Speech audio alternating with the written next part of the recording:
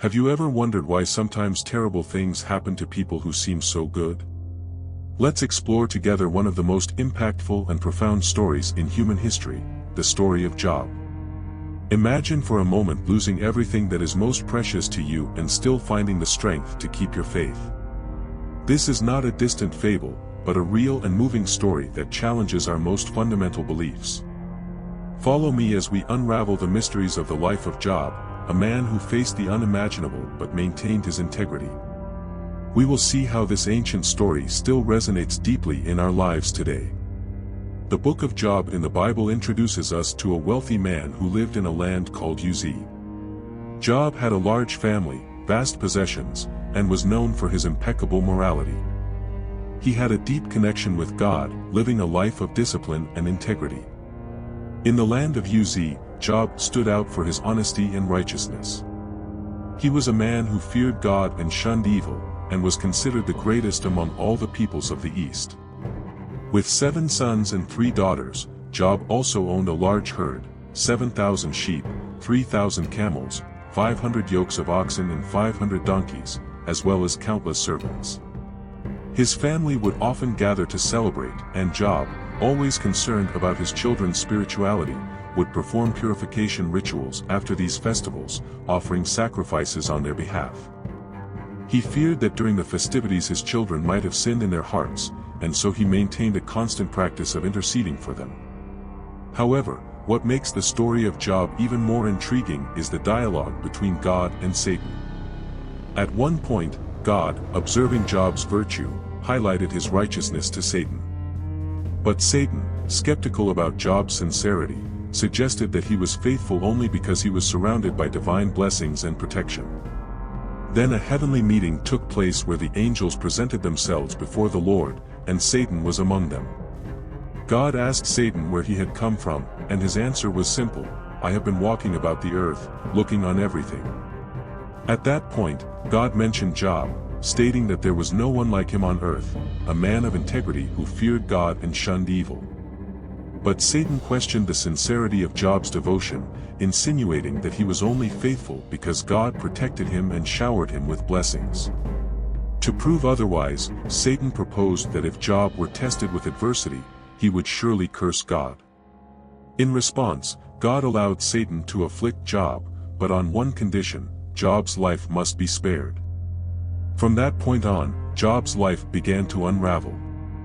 In a single day, he received a series of devastating pieces of news. First, he was informed that his oxen and donkeys had been stolen by Sabaean raiders, who had also killed his servants.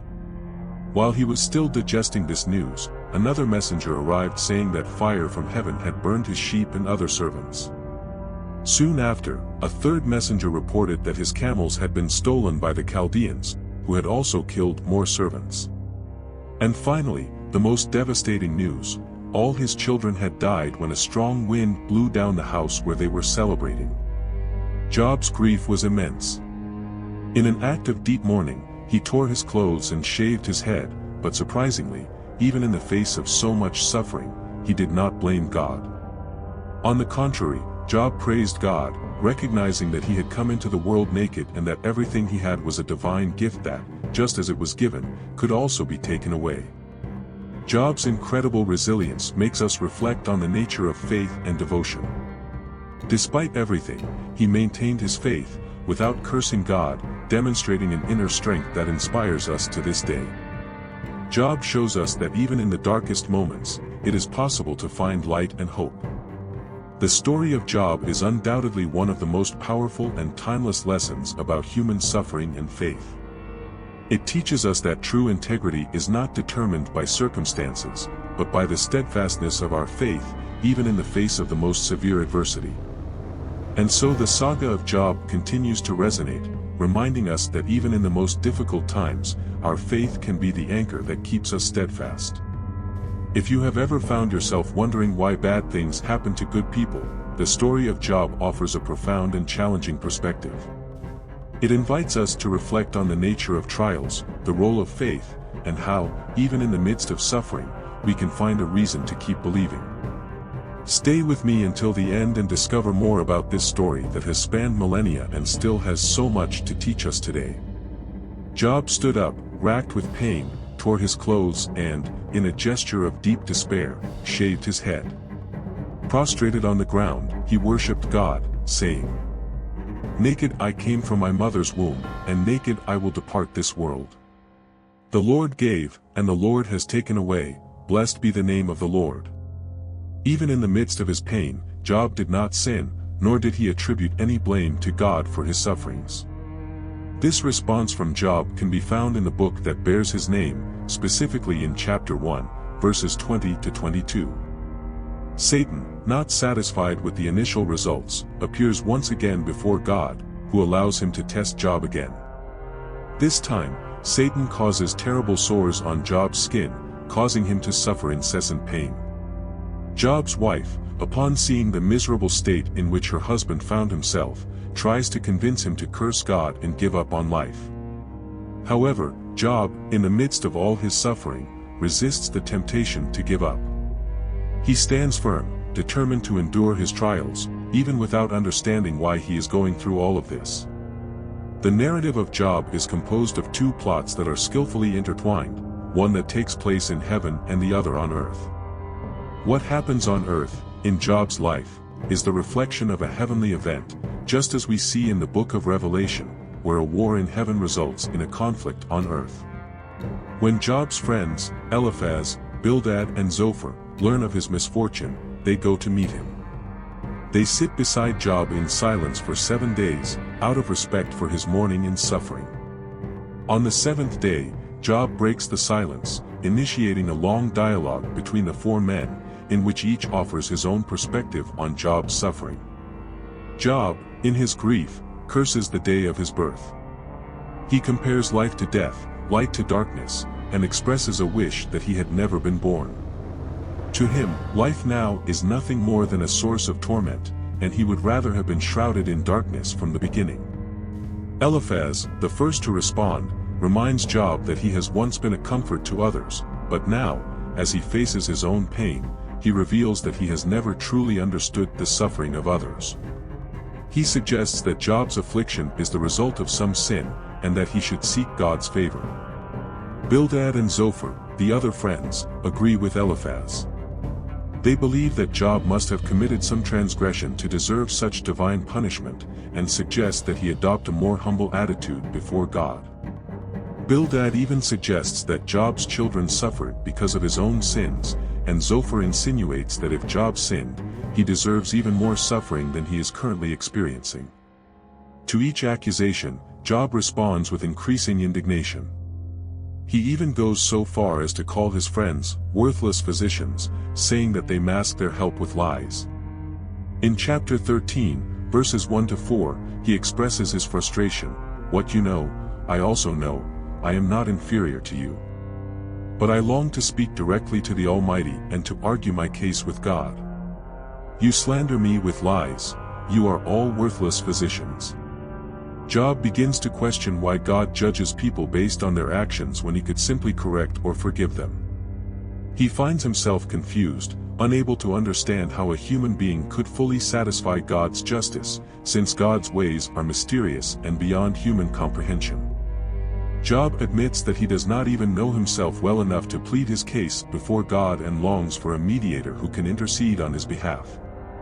Despite his anguish, Job still believes that there is a Redeemer in heaven who will attest to his innocence.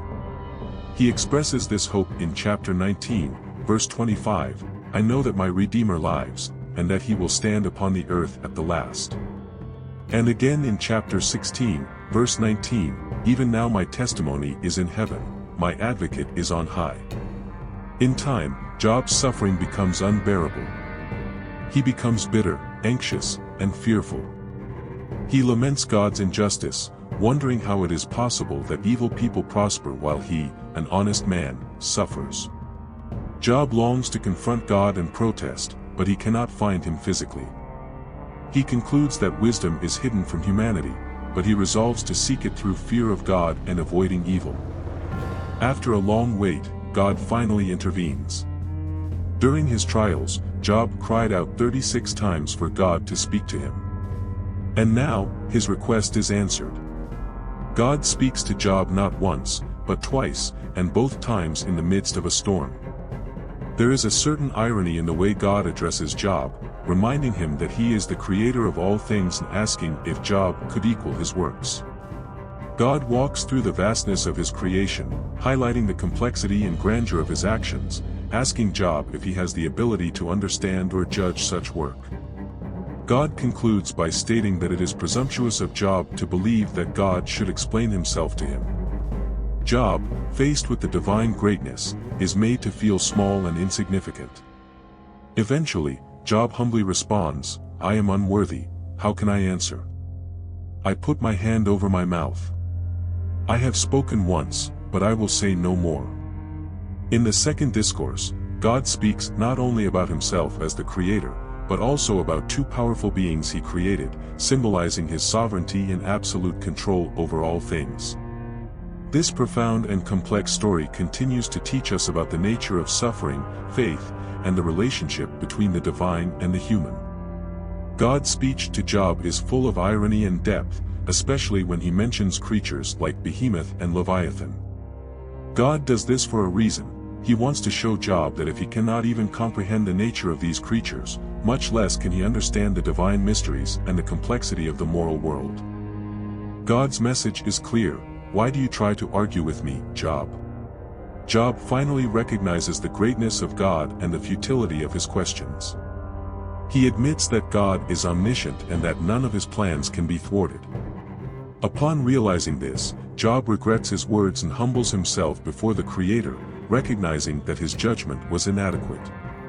This encounter, although humiliating, heals Job's soul. He rediscovers his connection with God, and the book reaches an unexpected and powerful climax. At the end, we see a change in tone. From poetry, we return to prose. Job, now at peace, accepts that God acts in ways he cannot understand. God then restores everything Job had lost: his children, his possessions, and even his health. Job becomes even more prosperous than before. But something interesting happens. Job's friends, who had insisted on a limited and incorrect view of suffering, are rebuked by God. They did not understand the greater purpose of Job's suffering and did not speak correctly about it. Interestingly, even after all this, God never reveals to Job the bet he made with Satan. Job did not need to know, because what was important was his faith and his relationship with God. And this brings up a fundamental difference between the Jewish and Christian view of this book. For the Jews, God's justice should be evident in this life, since death led everyone to the same destiny, Sheol. But for Christians, temporal life is only one part of a much greater eternal plan, where the suffering of this world is insignificant compared to the glory of what is to come. The book of Job presents two main narratives, the heavenly and the earthly. It all begins with a heavenly meeting where God and Satan discuss Job's faithfulness. Satan, the great accuser, believes that no one truly loves God, but only for what he can offer. God, however, points to Job as an example of true devotion. Satan challenges God, suggesting that if Job were to lose everything, he would surely curse God. And so begins Job's test, a divine wager on human faithfulness. This tension between the unknown and the revealed is what makes the story of Job so powerful. The reader knows about the wager, but Job has no idea. This episode also reveals something important about Satan. He is not omnipresent like God. He has limitations, and this is shown throughout the book. The earthly narrative, which involves the dialogue between Job and his friends, explores the reason for his suffering. Job's friends believe he is being punished for some sin, but Job knows he is innocent and defends his integrity. This intense exchange reminds us that, like Job, we do not have all the answers. We can't fully understand God's ways, but we can trust that He has a purpose for everything. And in the end, the real question isn't why we suffer, but whether we are able to maintain our faith even in the most challenging circumstances. How can we continue to believe in a good God when everything seems to be going wrong? The book of Job offers us a profound perspective on this question. Job's pain is a central theme and reveals the importance of this topic. The greatest pain Job faced was not only physical, but extended to several dimensions of his life. Physically, Job was completely covered in sores, feeling intense and exhausting pain. His suffering was so extreme that, socially, he was shunned by the community. People avoided him, and even the young people mocked his condition as he sat on a pile of ashes on the outskirts of town. Mentally, Job dealt with the anguish of not understanding why all this was happening to him, especially when nothing in his past seemed to justify such suffering. But the deepest pain of all was spiritual. Job felt abandoned by God, which amplified his anguish. He cried out, desperately asking God to manifest himself, to speak to him, or at least to explain the reason for his suffering. This sense of distance from God made Job's suffering even more agonizing. However, when he finally had the opportunity to speak to God, the answer was not what he expected. For Christians, the book of Job can be interpreted in light of the New Testament. 1. God allowed Satan to cause Jesus' crucifixion, with the Son himself asking, "My God, why have you forsaken me?" As with Job, God did not offer an explanation. This suggests that even the Son of God struggled to understand the purpose of his suffering under the intensity of the crucifixion. 2. For Christians, life does not end with death. Suffering does not need to be resolved in this life. In the Greek version of the book of Job, there is an addition that states that Job will be resurrected with those whom God will resurrect. 3. The hope of the resurrection holds the promise of a final vindication for Job. Christians believe that Jesus will return to judge the living and the dead. There will be a final judgment seat where Jesus will be the judge, and everyone will be judged according to their actions. On this day, God's justice will be publicly revealed. We delve deeply into the story of Job, a journey of faith, suffering, and redemption that touches the soul and challenges our understanding. If you felt moved, intrigued, or questioning, know that there is much more to be discovered. Each story here is a new opportunity to reflect on ourselves and the world around us. Don't miss the next fascinating explorations. Subscribe, like if you connected with today's story, and share in the comments how it impacted you. And don't forget to share this video with someone who, like you, seeks to understand the mysteries of life and faith. Together, we will continue this journey of discovery and inspiration. Thanks for watching, and until next time.